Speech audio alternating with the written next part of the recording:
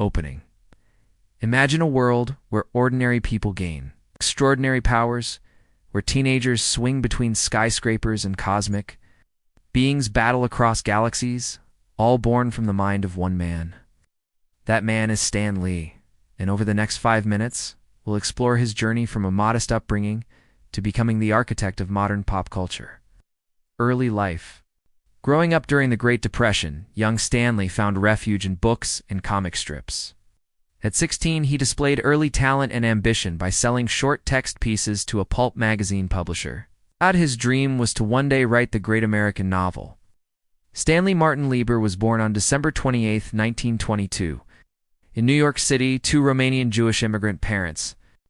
Entry into comics, timely Atlas era, but it wasn't long before he got a writing credit.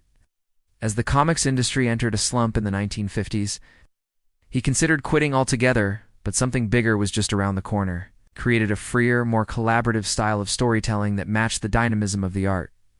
In Captain America Comics, number 3. He penned a 2-page text story titled Captain America Foils the Traitor's Revenge, his first published comic work.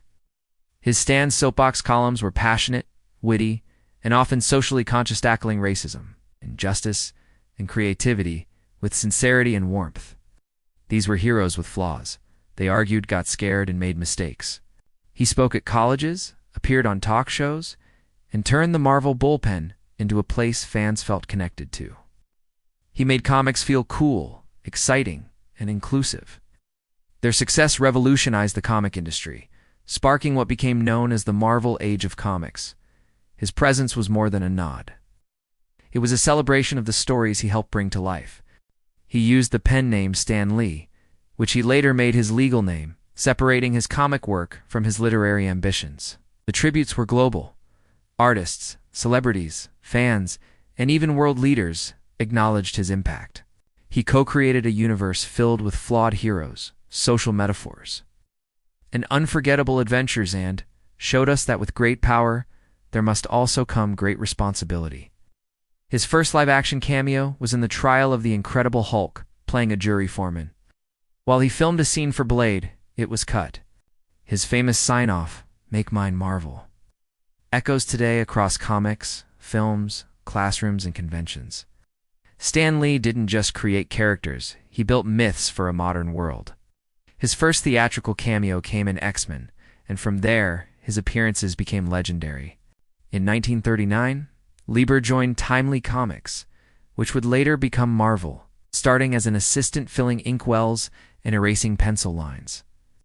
Throughout the 40s and 50s, Lee wrote for a wide range of genres: romance, horror, westerns, and sci-fi, reinventing comics, the Marvel method, and the Marvel Age. In 1961, at the suggestion of publisher Martin Goodman and, inspired by what DC was doing with superhero team-up Slay, partnered with artist Jack Kirby to create the Fantastic Four. With artist Steve Ditko, Lee co-created Spider-Man, the teenage hero who worried about school, rent, and acne, and the mystical Doctor Strange. These characters brought human depth and real-world problems into superhero storytelling. Lee and Kirby followed up with the Incredible Hulk, Thor, Iron Man, and the X-Men. Lee often employed what became known as the Marvel method. He'd outline the plot, let the artist draw it, and then fill in the dialogue afterward. The Marvel bullpen and public persona. As Marvel's editor-in-chief and later publisher, Lee became the face and voice of Marvel Comics. Though he eventually stepped away from writing monthly comics, he remained Marvel's greatest ambassador. Stan Lee in film and media, as Marvel characters made the jump to TV and movies.